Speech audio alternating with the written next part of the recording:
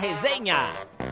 Chegamos, está começando o Reis da Resenha em todas as plataformas aqui pela Jovem Pan, você já sabe. Toda semana um convidado especial aqui no Reis da Resenha e hoje nós estamos recebendo o novo rei do acesso. São 4 acessos nos últimos 7 anos. Léo Condé, que subiu agora da Série B para a Série A do Campeonato Brasileiro com o Ceará. Antes, campeão da Série B e também acesso à Série A com o Vitória e subiu também da C para B com o Botafogo de Ribeirão Preto lá em 2018 e com o Novo Horizontino em 2021. Ele ainda bateu na trave com o Sampaio Corrêa em 2022, ficou na 5ª colocação. Léo Condé, bem-vindo ao Reis da Resenha da Jovem Pan. É o novo rei do acesso mesmo? Você concorda aí com essa alcunha aí que te colocaram, né? Que já pertenceu a tantos treinadores, agora sendo colocado a você? Bem-vindo ao Reis da Resenha da Jovem Pan. Ô Pedro, grande prazer participar com vocês aí.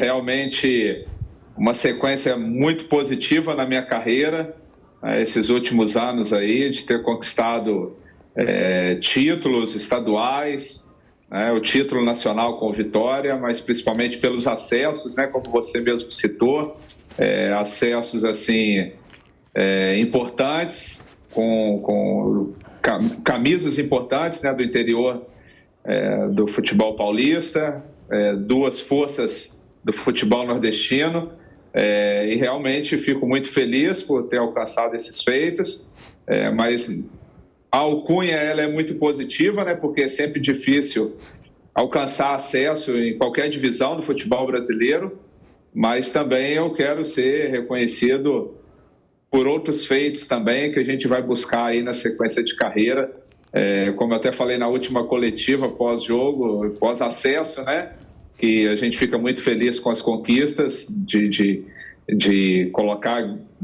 clubes importantes na elite do futebol brasileiro, mas eu quero também buscar vaga em Sul-Americana, vaga em Libertadores, brigar por título de Copa do Brasil, de Campeonato Brasileiro, por que não? É em cima disso que a gente está buscando.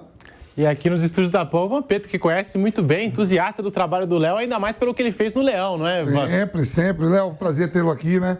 A gente teve a oportunidade de ter uma conversa rápida ali nos vestiários do Vitória, num evento que eu fui fazer ali no Barradão. Ficamos na resenha. Tem amigos que trabalham com você, tem outros amigos que já torcia por você, já falavam para mim antes, né? A gente acompanhava, principalmente no trabalho no São Paulo Corrêa. Um dos melhores amigos que eu tenho, o Pita, que jogou comigo no Vitória. Hoje é treinador do Nacional aqui na 4ª divisão do Campeonato Paulista. Mas e aí, esses acessos, né? Você trabalhou no Vitória, mas vamos chegar lá ainda, vamos começar o começo, né? Eu gosto sempre assim, os caras falam assim pra mim, mas toda a sua entrevista você pergunta no começo. Não, porque todo mundo já nasceu pronto, já tá lá, foi fácil subir com Vitória, foi fácil subir, conquistar o Campeonato Baiano, foi fácil pegar o Ceará na situação que estava e levar o Ceará ao acesso, o próprio Botafogo, entre outras coisas. Como foi o começo, seu começo todo, Léo? Como foi o começo? Conta aí pra gente o começo do Léo Condé.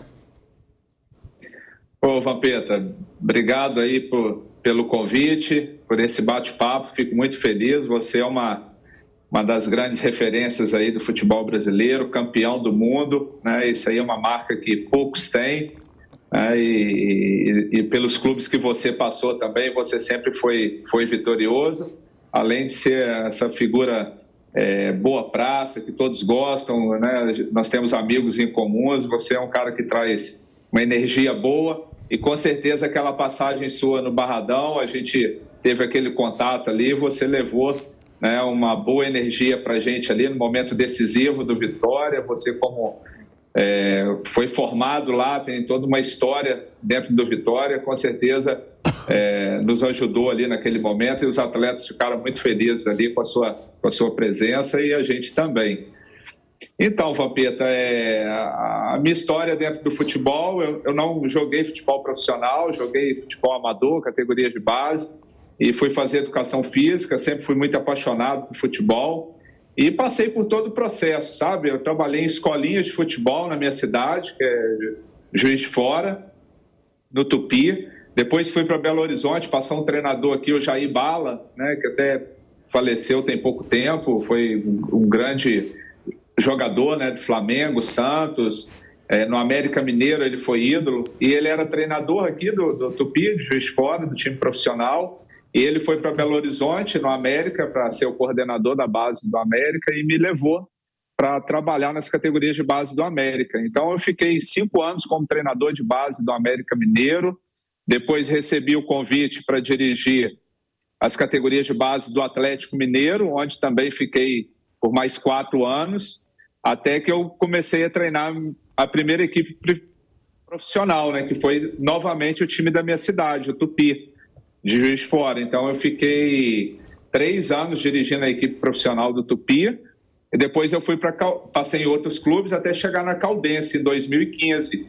E aí foi um ano que a gente fez uma campanha histórica, né? Levou a Caldense até a final do Campeonato Mineiro, de maneira invicta. Perdemos a final com um gol, até aquele gol meio polêmico, né? Impedido do Jô.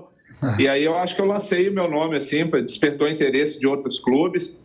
E já são aí praticamente 10 anos trabalhando longe de Minas, e trabalhei em várias equipes, né? O Sampaio Correia ficou bem marcado aí, foram 3 boas campanhas de Série B, título estadual. No CRB também conquistei o título estadual, trabalhei em várias equipes aí do interior de São Paulo, e até que a gente, nesses últimos anos aí, essa boa campanha no Vitória e no Ceará. Mas eu comecei mesmo nas categorias de base e passei por várias equipes do interior de Minas e até chegar no interior de São Paulo. No Sampaio Corrêa, em 2022, que eu mencionei aqui, a 5ª colocação no Campeonato Brasileiro da Série B, o Sampaio Corrêa ficou atrás apenas, de Grêmio, Cruzeiro, Vasco e Bahia. Então, assim, a gente está falando de 4 acessos nos últimos 7 anos e também tem essa experiência com o Sampaio Corrêa.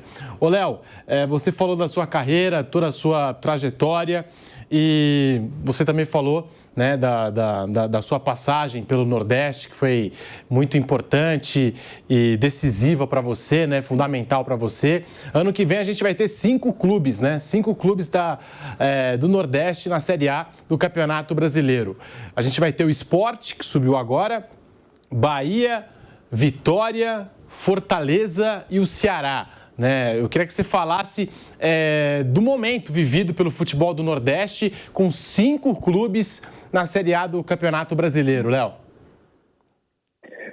Muito legal, fico feliz, né? Assim, trabalhei em várias outras regiões, né? Trabalhei no Goiás, Paysandu também no norte, interior de Minas, onde eu me formei, interior de São Paulo, mas com certeza a minha história com o futebol nordestino ela tem sido muito bonita, né? Então já são 4 títulos estaduais, né? Campeonato alagoano, campeonato baiano, campeonato maranhense e principalmente com os acessos, né? Do Vitória o ano passado e esse ano com o Ceará. Eu fui muito bem acolhido no Nordeste, né? Eu sou mineiro, mas virei quase nordestino, né? Já são várias temporadas e assim, eu gosto muito da região, um povo apaixonado por futebol e realmente vai ser um ano especial 2025, né? Ter 5 clubes da região Nordeste na primeira divisão, 25% do campeonato, e eu me sinto assim como parte importante desse processo por ter conseguido dirigir, né? E alcançar o acesso com 2 equipes de torcida grande, torcida apaixonada, que é a Vitória e Ceará. A gente sabe também que o Bahia, Fortaleza e o Sport também são equipes tradicionais de grandes torcidas. Então tem tudo para ser um ano muito festivo para o Nordeste no futebol brasileiro e que possa o futebol nordestino se fortalecer cada vez mais.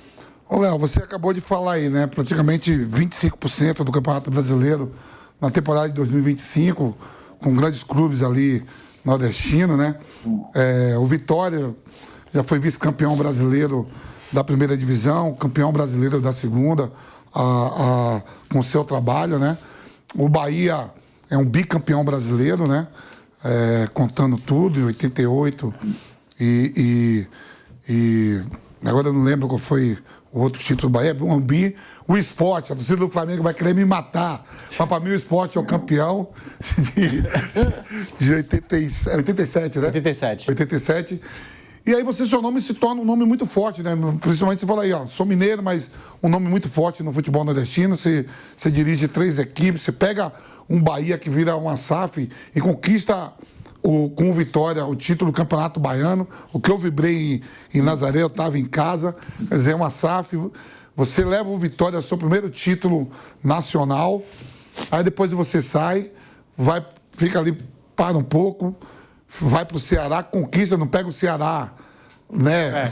Lá embaixo, leva o Ceará ali de volta à primeira divisão. O Ceará é o 11º colocado, né? E onde tem um rival que virou SAF, que tem um trabalho consistente, hoje está na Libertadores, chegou à final de Sul-Americana. Só que o Campeonato Nacional, a próxima temporada a gente corre o risco aí de 20 clubes da Série A, 10 começar ali com turbulências de treinador. Um exemplo aqui, o Santos, ele sobe, está sem treinador. Sim. Fiquei sabendo hoje até aqui no programa que o Moza saiu, né? Foi pro Curitiba. Isso. O Mirassol está sem treinador. A gente não sabe qual é a situação do Fernando Diniz no Cruzeiro, porque tem até o domingo aí para decidir. O Lúcio Gonçalves no Atlético Paranaense. O próprio Mano Menezes no Fluminense.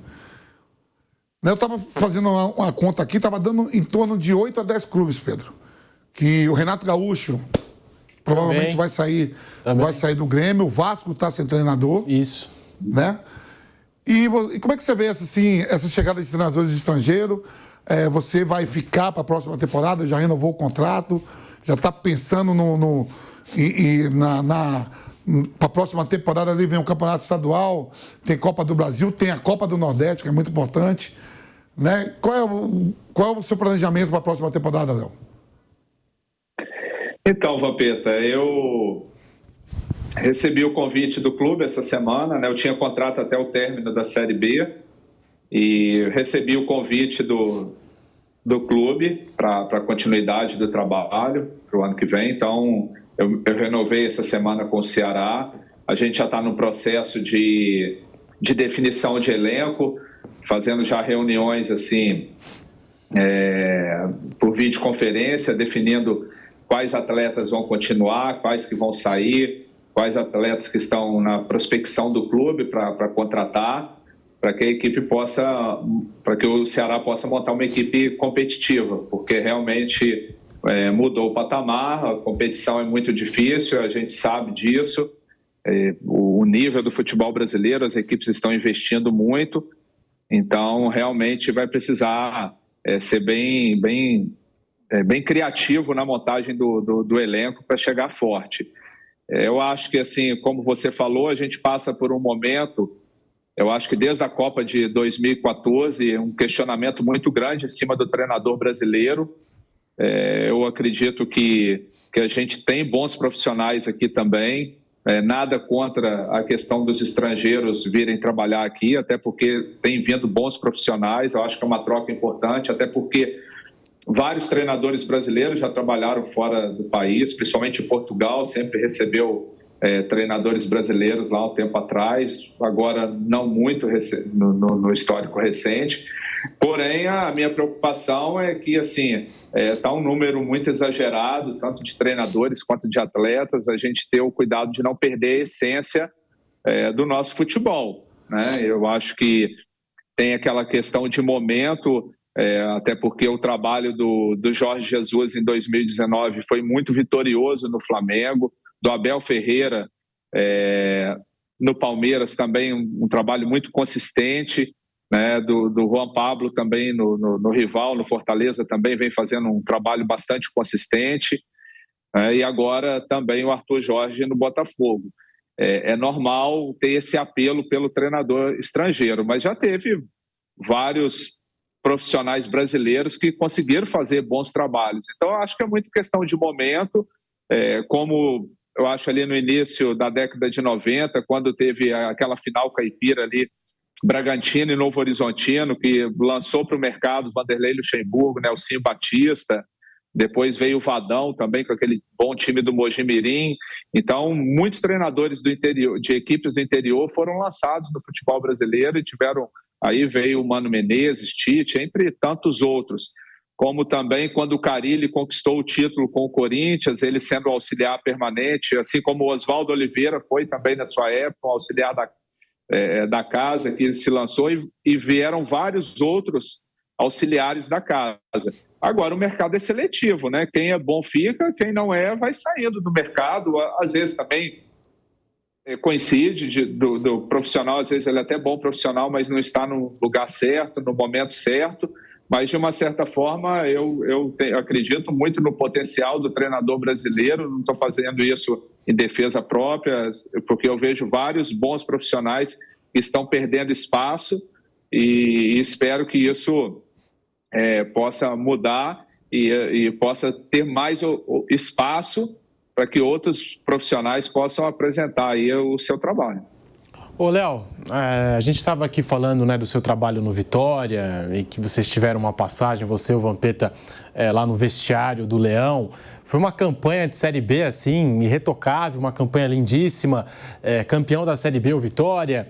Depois, já começa o ano de 2024, sendo campeão estadual, um título que o Vitória não conquistava há 6 anos, contra o Bahia, Grupo City, enfim, o Vitória não era tido como favorito naquela decisão, vocês foram lá e venceram. Mas depois veio o Campeonato Brasileiro, uma sequência de resultados não tão bons assim, e você acabou saindo do Vitória. O que não deu certo dali em diante, na sua visão, e ficou alguma mágoa com Vitória?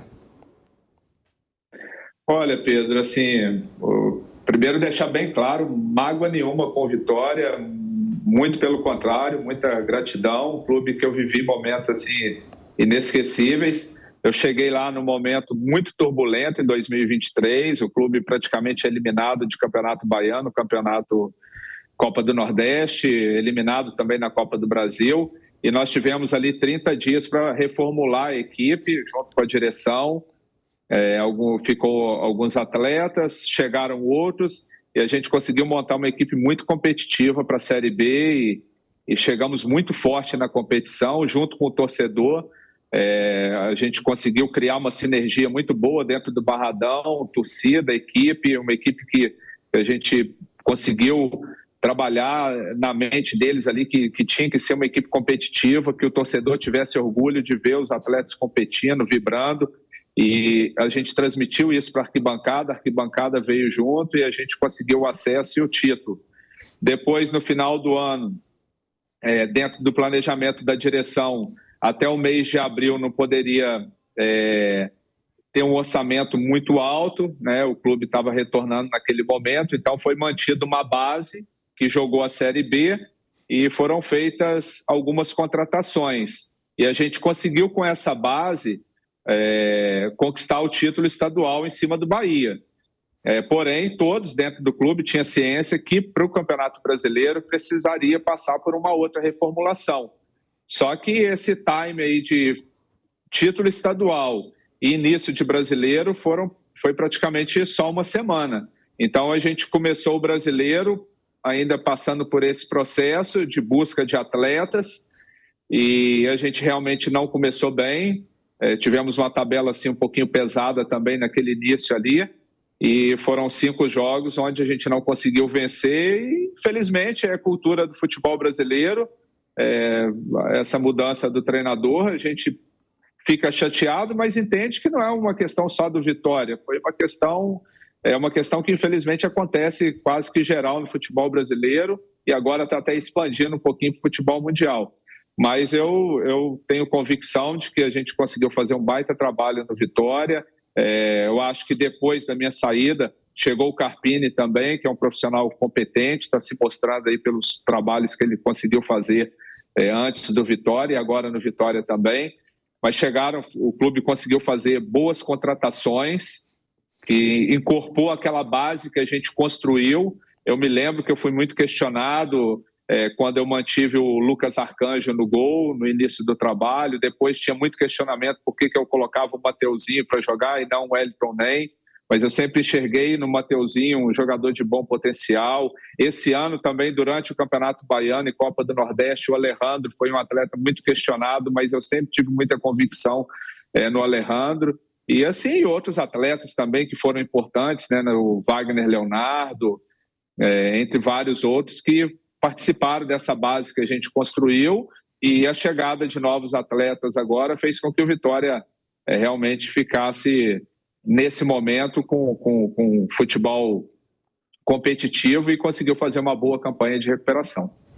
Ô, Léo, como você vê, você acha assim também, né, que às vezes a imprensa, né, e o próprio torcedor tem uma paciência maior com os treinadores estrangeiros e os treinadores novos, no seu caso, 46 anos, surgindo aí já com 2 acessos, campeão brasileiro da Série B, campeão estadual por algumas agremiações, tem mais paciência com o estrangeiro e se cobra muito, principalmente do treinador novo que está chegando. O Carpini mesmo, o Carpini fez um belo trabalho no Água Santa, foi para o Juventude, conseguiu o acesso também na mesma competição que você estava, onde você foi campeão, vem para o São Paulo, conquista ali, joga o Campeonato Paulista, conquista uma Supercopa e logo depois é demitido.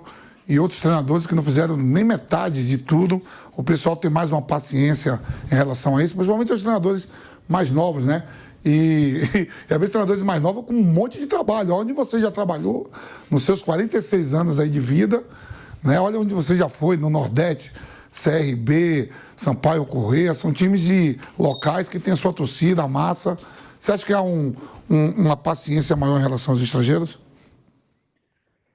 Olha, Vampeta, é difícil julgar isso. Eu acho que assim, depende muito da direção do clube, de suportar a pressão, porque o torcedor ele é passional, ele é apaixonado, a gente entende, ele quer que o time dele ganhe sempre, e às vezes nem sempre é possível você vencer tudo e todos.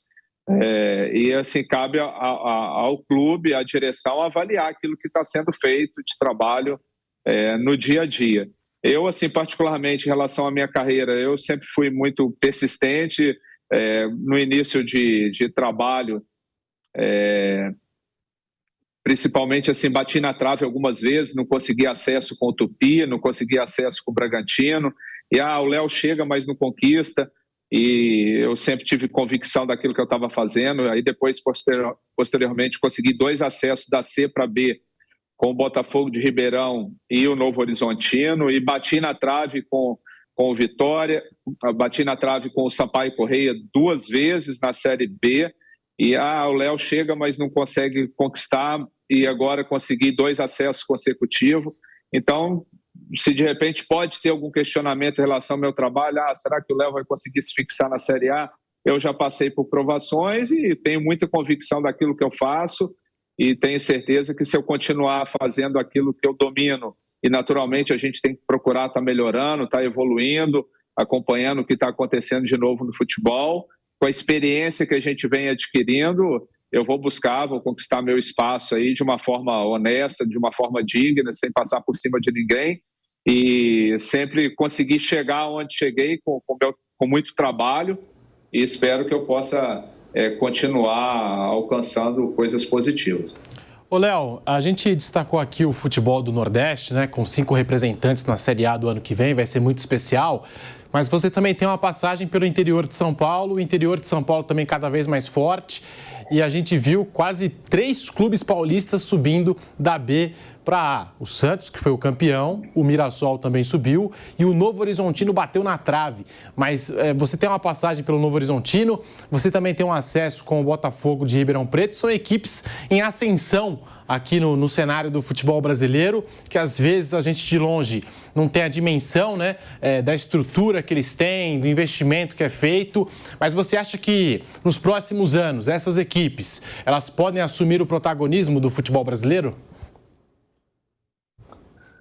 Olha, eu acredito, Pedro, que é possível sim. A gente sabe a força do estado de São Paulo, o poder econômico, né, as grandes empresas que tem no estado, as grandes equipes dispensam comentários, né, por tudo aquilo que representa, Palmeiras, São Paulo, Santos, Corinthians, e o Bragantino também com investimento muito forte. Esse ano está aí nessa luta para não cair, mas a gente sabe do trabalho que é feito lá. Mas realmente a região ali de Ribeirão Preto, com Botafogo, a região de São José do Rio Preto, com Mirassol e Novo Horizontino, eles se estruturaram muito. Eu posso falar com propriedade que, assim, o Botafogo, com a chegada lá do Adalberto Batista, com a SAF, estruturou bastante o clube em todos os aspectos. A gente conseguiu o acesso em 2018, que era o ano do centenário do clube, e a gente percebe a cada ano o clube tentando melhorar. Novo Horizontino, que eu trabalhei em 2021, é um clube que tem 2 investidores que são da cidade, que gostam muito de futebol e estão à frente do futebol, pessoas que já jogaram no clube. Luiz Carlos Goiano, que é um grande amigo, o Genilson, que é o presidente, também jogou no clube, tem uma visão muito boa de futebol. Então, assim, é um case muito interessante de um clube que eu tenho certeza que daqui a pouco também vai realmente chegar na primeira divisão do futebol brasileiro. E o Mirassol também, que a gente sabe que faz um trabalho sério há bastante tempo. Então é uma tendência. Hoje o jogador ele quer jogar, ele não vê só o peso da camisa. Ele vê onde que tem organização, onde que ele vai receber, onde que ele pode fazer um bom contrato. Então, assim, passou o tempo que o jogador ia para clube só por causa da camisa, pelo tamanho da torcida. Então, isso faz com que os clubes também, eu posso falar com propriedade, tanto o Ceará quanto o Vitória, que eu trabalhei agora, um eu estou trabalhando e o outro eu trabalhei recentemente, que estão se estruturando muito também, né, em todos os aspectos, porque senão acaba ficando para trás. A gente vê clubes assim de grande camisa, de grande torcida, que estão perdendo espaço, jogando Série D, Série C, e às vezes nem tem divisão para jogar. Isso que você falou é verdade mesmo, né? A gente tem aí até clubes que não tem nem mais divisão. Por exemplo, uma das maiores torcidas do Nordeste é a da torcida do Santa Cruz, né? É das 2 maiores, Bahia e Santa Cruz. E o Santa Cruz hoje não tem nem divisão de Campeonato Brasileiro. A gente viu que o Guarani e a Ponte Preta, um campeão brasileiro de 78, o Guarani caindo, vai jogar a Série C, deve na Série C, né? E aí, Léo, eu te pergunto assim, eu saí, eu tava num bar, eu moro aqui num bar aqui na Zona Leste, no Tatuapé, e aí eu tava com meu litro de vinho e torcendo pra caramba pelo Ceará, né, cara? E aí tava assim, na televisão, tudo dividido, né? Jogo do Mirassol, jogo do Novo Horizontino contra o Goiás, jogo do Ceará, jogo do Sport Santos, tudo ao mesmo tempo assim, dividido numa televisão grande. E quando o Ceará fez o gol, que aí foi anulado, como foi aquilo ali pra vocês, cara? Aquela emoção. E lá o Goiás fez o gol diante do Novo Horizontino. Como foi ali? Eu digo, não, pô, gol do Ceará, o Mozão vai voltar. Que eu torço pro Ceará. Falo aqui pro Pilhado, o presidente do Fortaleza vem aqui, é amigão nosso. Mas eu falo, velho, o time que é preto e branco, eu sou o único rubro-negro que eu gosto, é o meu Vitória, que eu comecei lá. Os times preto e branco eu torço pra todos.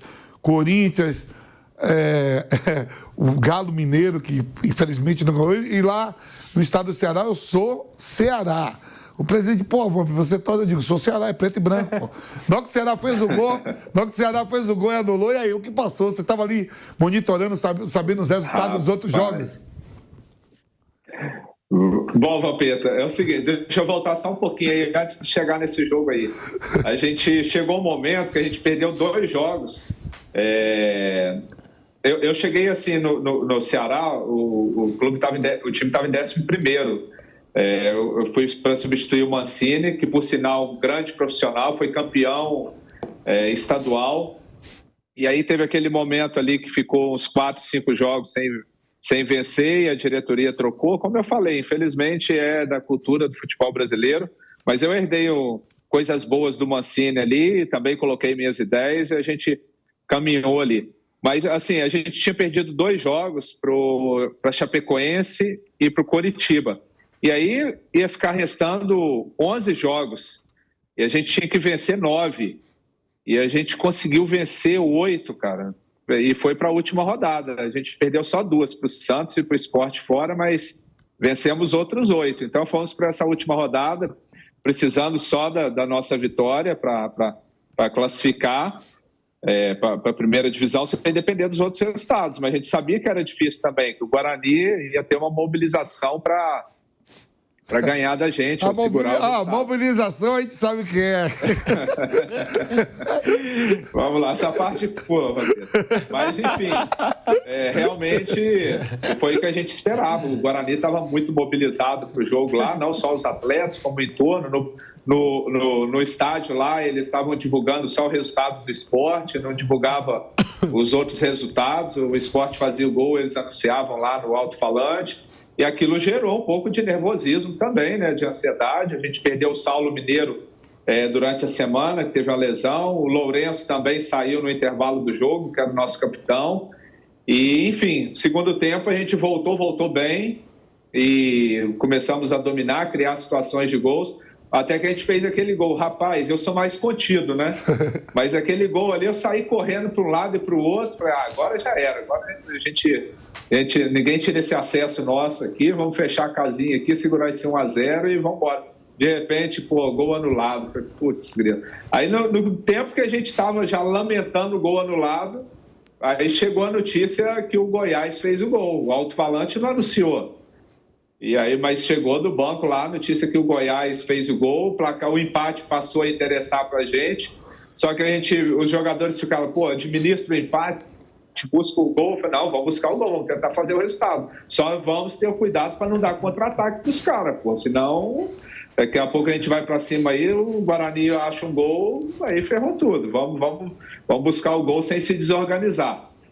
E assim acabou que o jogo terminou 0-0 e o empate serviu e a gente pôde comemorar mesmo no final do jogo.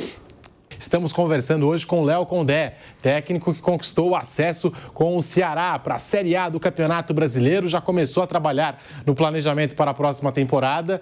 Mas assim, que recuperação, hein, Léo? Porque você pega o Ceará na 11ª colocação da Série B e leva para o 4º lugar, né? Como é que foi essa arrancada toda do Vozão? Realmente foi muito uma experiência muito positiva, desafiadora, mas desde quando eu pisei no clube eu tive um sentimento bom, assim, porque primeiro que eu fui muito bem recebido pelos atletas, né? Eles ficaram com aquela expectativa grande, né? Tá chegando o treinador que foi o último campeão da competição, conseguiu acesso, então me receberam muito bem. Parte de diretoria, um clube muito legal de trabalhar, o grupo de funcionários, assim, bons profissionais, boas pessoas, e principalmente na cidade de Fortaleza, eu fui muito bem recebido como um todo. O torcedor do Ceará, assim, abraçou mesmo o clube.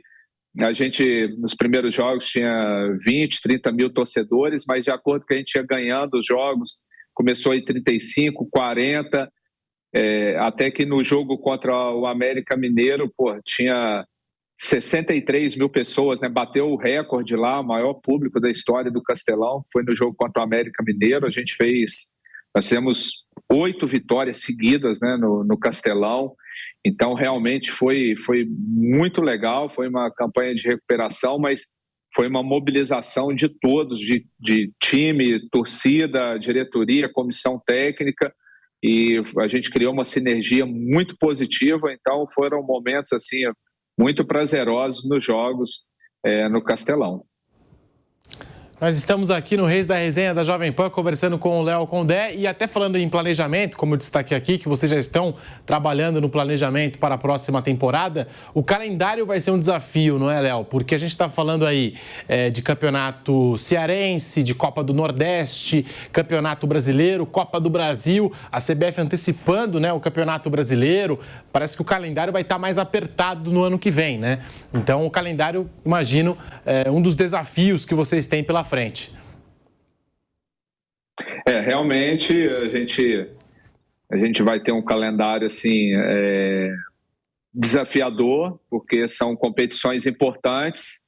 Nós temos aí no início de ano uma Copa do Brasil, que é sempre muito difícil.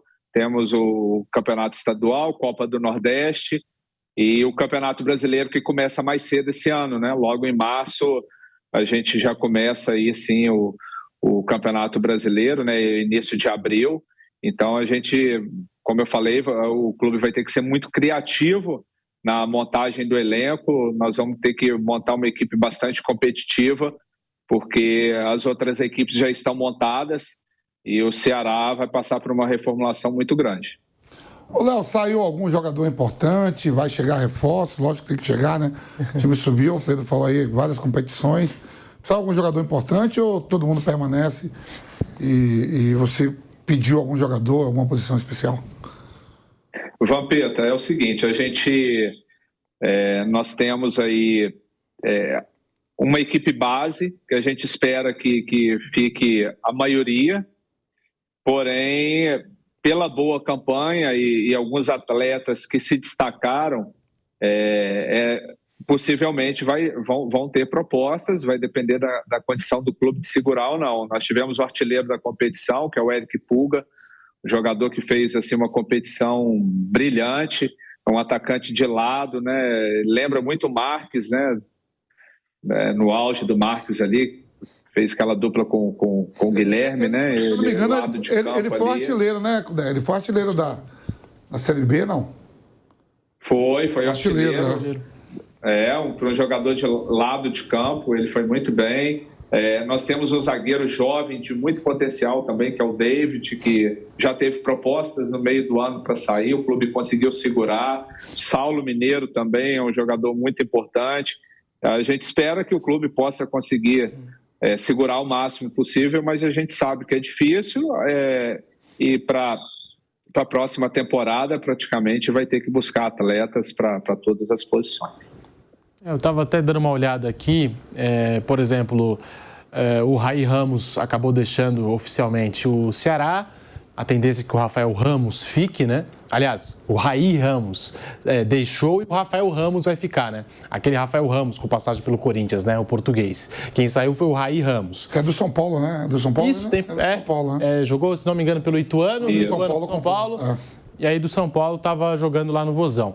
E o Eric Puga, né, que é o artilheiro da Série B, sendo especulado em várias equipes aqui do futebol brasileiro, incluindo também no exterior, né? Chegaram até propostas no exterior pelo Eric Puga, que foi o artilheiro da Série B do Campeonato Brasileiro, né? E você até disse que lembra um pouco o Marques, né, Léo? Eu queria que você falasse um pouco desse jogador em específico, o Eric Puga, artilheiro da Série B, jogador de lado de campo, mas que terminou, né, como o artilheiro da competição. Realmente, assim, eu acho que até dentro da pergunta anterior, em relação à nossa campanha, eu acho que assim, um dos destaques da nossa equipe foi a capacidade de ofensiva nossa, né? Nós tivemos o melhor ataque do campeonato e tivemos assim, o Eric Puga, o Ailon e o Saulo, que jogaram a maioria dos jogos. Esse trio de ataque aí fez quase 40 gols. Então foram atletas assim muito importantes nessa trajetória do acesso do Ceará. E realmente o destaque maior para o Puga, um jogador jovem, é até torcedor do clube, né, de arquibancada, tem uma história muito bacana. E ele se destacou muito nessa competição, ele trabalha muito pelo lado esquerdo. Ele é destro, né, mas trabalha bem pelo lado esquerdo do campo ali, mas não é aquele jogador que vem só para o meio, né, para tentar fazer um jogo apoiado, um jogo mais de triangulação, não. Ele consegue levar a bola para o fundo, tem 1 contra 1, o drible, a gente incentivava muito ele para fazer isso. Então ele sempre conseguia alternar muito, tanto de vir por dentro para procurar uma tabela, uma finalização, como também levar a bola para o fundo para servir o companheiro com cruzamento, mas também incentivava muito ele a pisar na área. Ele é muito frio para finalizar. E até mesmo na parte de recomposição ele ajudava muito na fase defensiva. A gente sofreu um pouco no início do trabalho, a equipe sofria muitos gols, a gente conseguiu dar uma equacionada, uma equilibrada nas últimas 10 rodadas, estancou um pouco e a gente se tornou uma equipe equilibrada, e isso passou muito também pela participação dos jogadores de frente, de colaborar com o setor de meio campo. Ô Léo, a estrutura, né, a gente vê aí que uma evolução muito grande, você acabou de falar, né, do Novo Horizontino ali, que tem pessoal que investe, o Mirassol também se reorganizou, né, outras estruturas aí de times grandes que tem torcida, a de Convir, que a gente acabou de falar aqui, do Guarani e da Ponte Preta. E a estrutura do Ceará? A gente sabe que tem uma torcida apaixonante, estádio sempre lotado, cheio, torcida que vai, comparece, faz o mosaico também, junto com a torcida do Fortaleza. E a estrutura de sem treinamento, alojamento, essas condições, a gente sabe que não é o mesmo dinheiro que entra para os times do Sul e Sudeste, mas eu queria saber um pouco da estrutura do Ceará. Olha, realmente, Vampeta, assim, quase todo clube hoje tem que se preocupar de melhorar, porque foi-se o tempo que só contratava jogador e colocava para jogar, e assim, hoje realmente os clubes têm que se estruturar com os departamentos, departamento de fisiologia, departamento médico, fazer uma boa recuperação do atleta. São muitos jogos no intervalo curto, muitas viagens, a intensidade do jogo ela está muito elevada. Então, assim, hoje o atleta ele tem que ter uma boa condição de trabalho, né? Encontrar essa boa condição de trabalho dentro dos clubes. O Ceará ele tem uma estrutura que eu classifico assim, uma estrutura bem funcional, um departamento médico de fisiologia bem estruturado. O estádio é um estádio fantástico, que é o Castelão. Tem também o PV para jogos menores, jogos de campeonato estadual, mas o Castelão até melhorou o gramado agora também. Está prontíssimo para receber grandes eventos, grandes jogos. E dentro do clube também a gente passou algumas situações que a gente imagina que pode e deve melhorar. A diretoria agora já está começando a fazer uma reforma nos campos que a gente treina. O hotel também que a equipe vai concentrar o ano que vem.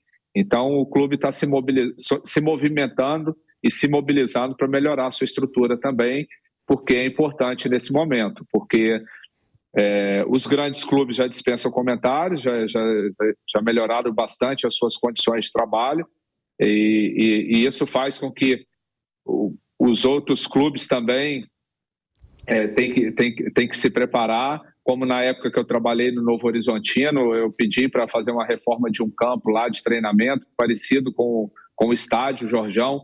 O clube conseguiu fazer. No Botafogo de Ribeirão Preto também tinha um espaço meio vago lá, fez um campo anexo. E clubes de grande torcida como Vitória e Ceará também é uma tendência de estar acompanhando outras grandes equipes do futebol brasileiro em termos de estrutura. E para o ano que vem, um desafio, não sei se para o ano que vem, mas é um desafio que, desde com a chegada da SAFs, acho que é um desafio não só do Ceará, mas de vários outros clubes, né? Competir com essas SAFs, com esses investidores, alguns que vêm de fora.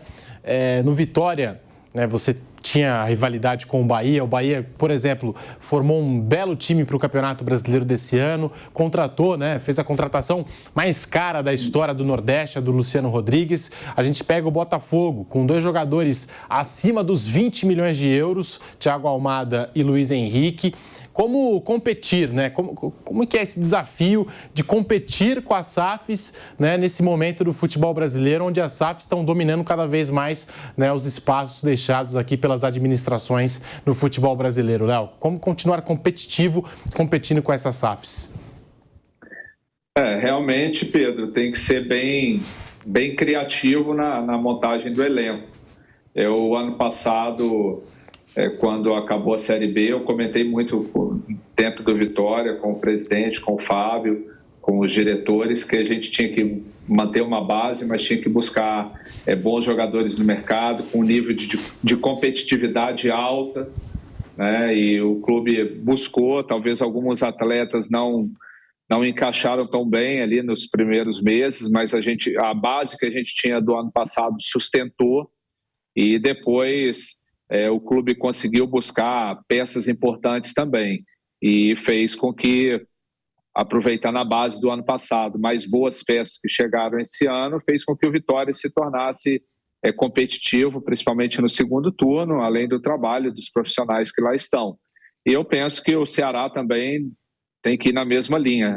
Tem uma base que jogou a Série B esse ano, mas naturalmente vai ter que fazer boas contratações, ser criativo, buscar jogadores de um perfil de competitividade alta, né? Porque o jogador que compete e que tenha muita qualidade técnica, está custando muito caro, como você mesmo falou aí, citou dois nomes assim que é quase impossível contratar, se não tiver um grande investidor por trás, igual essas equipes que têm SAF consegue contratar. Então tem que ser criativo.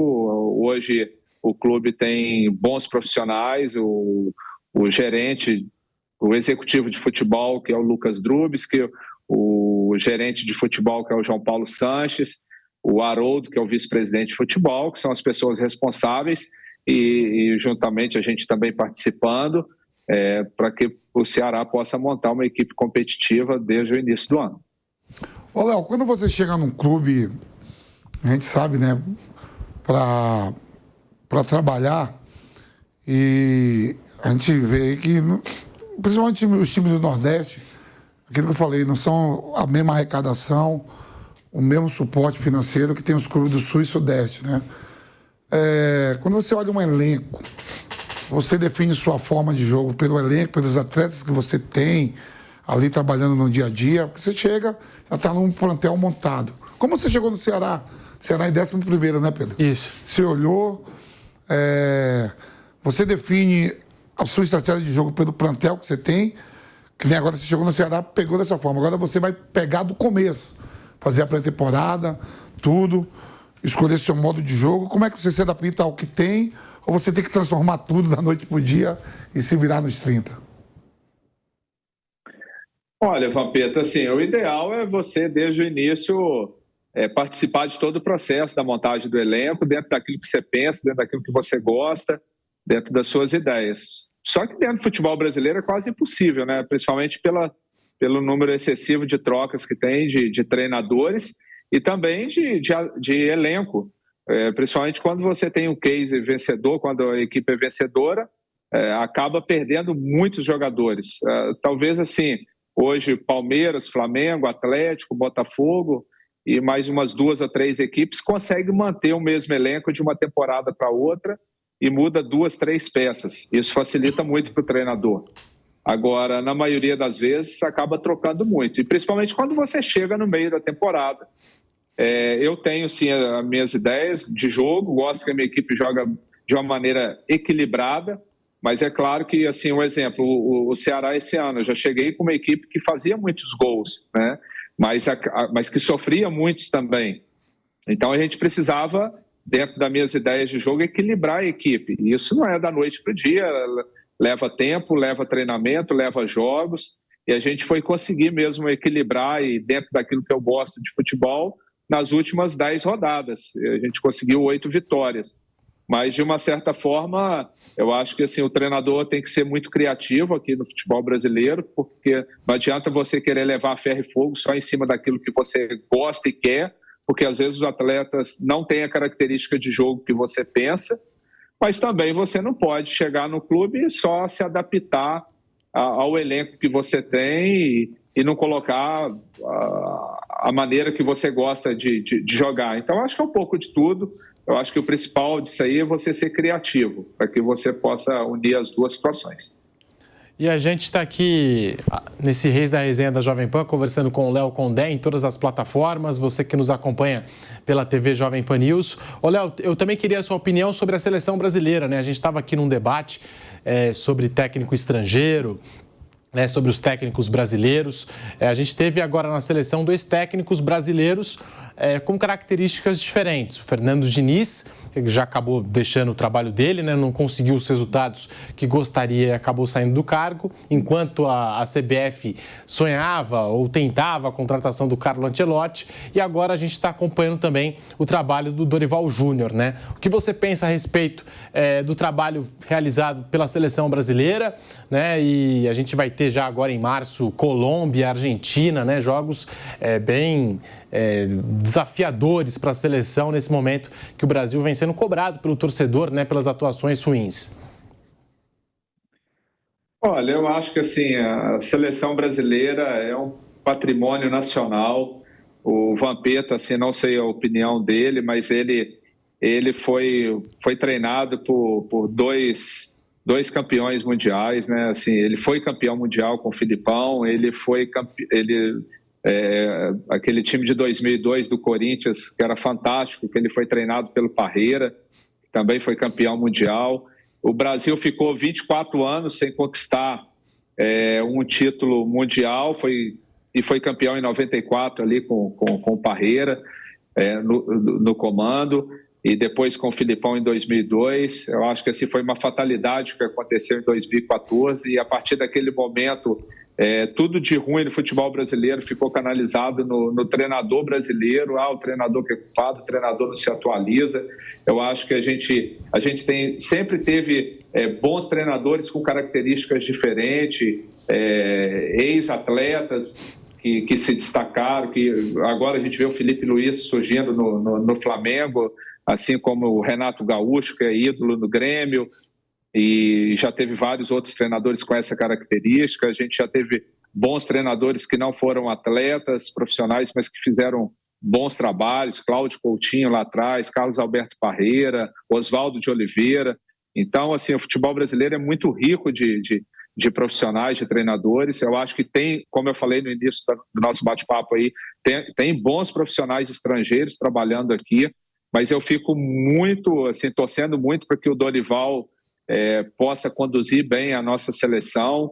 Ele é muito experimentado, muito experiente, passou por várias situações, trabalhou em clubes menores, trabalhou em grandes clubes, teve grandes conquistas. Eu vejo ele totalmente capacitado para estar à frente da seleção brasileira, e ficaria muito feliz que o Brasil voltasse a ser campeão do mundo com um treinador brasileiro à frente, como sempre foi. Eu acho que, assim, tem umas coisas, você imaginar um treinador estrangeiro dirigindo a seleção argentina, uma seleção italiana, eu acho que não combina, assim como a seleção brasileira também. Nada contra esses profissionais, mas assim, a seleção brasileira é um patrimônio nacional.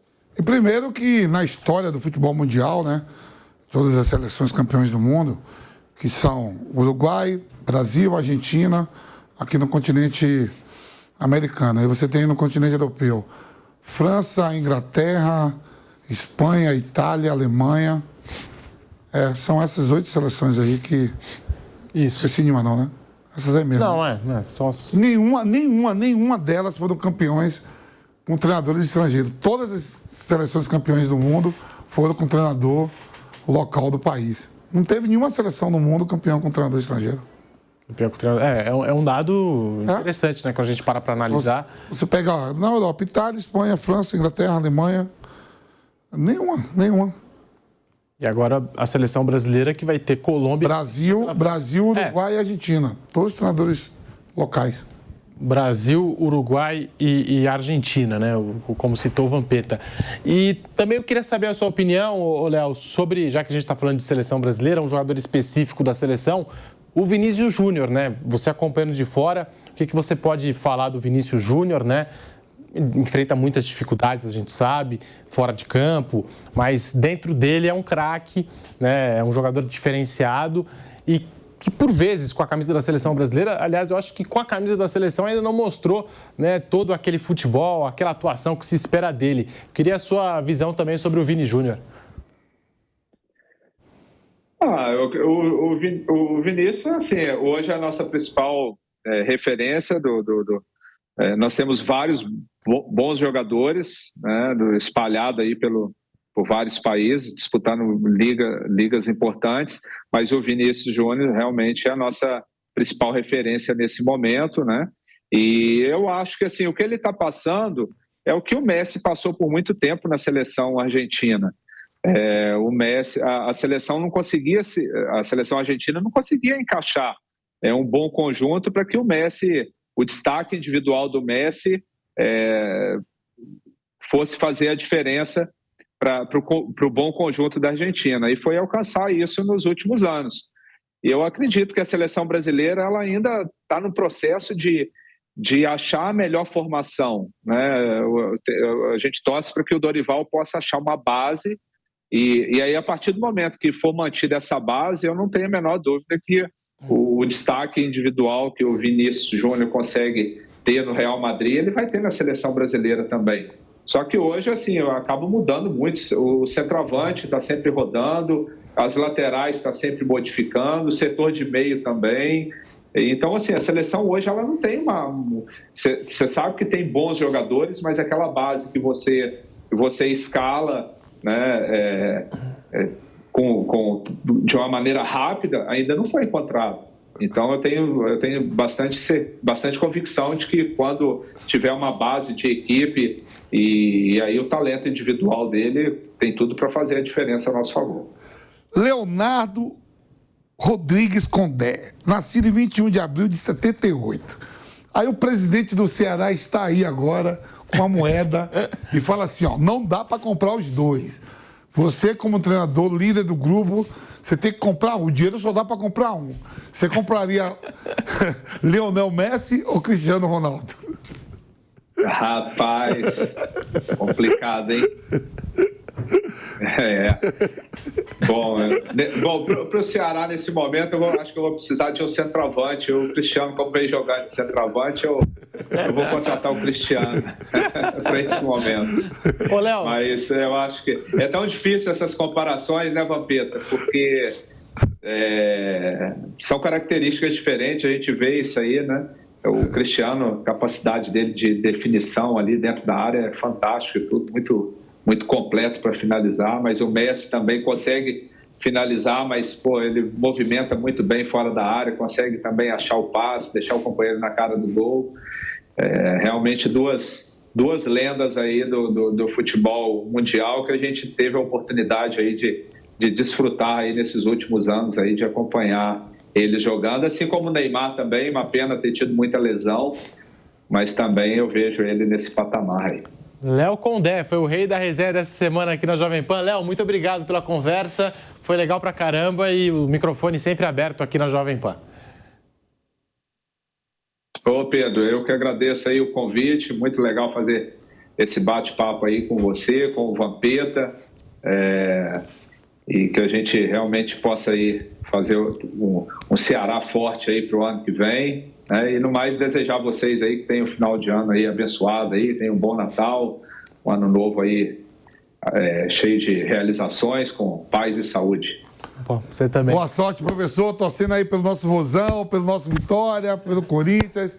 Então, eu tô ali quase 25% do Campeonato Brasileiro, com o Atlético Mineiro e o Fluminense. Esses são os 5 times na primeira divisão. Boa sorte, ótimo final de ano, tudo de bom. Tamo junto. Ótimo final de ano e a gente vai ficar na torcida por aqui, Léo Condé. Tamo junto. Valeu, um abraço. E a gente vai ficando por aqui com o Reis da Resenha. Toda semana um convidado especial aqui na Jovem Pan. Reis da Resenha. Realização Jovem Pan News.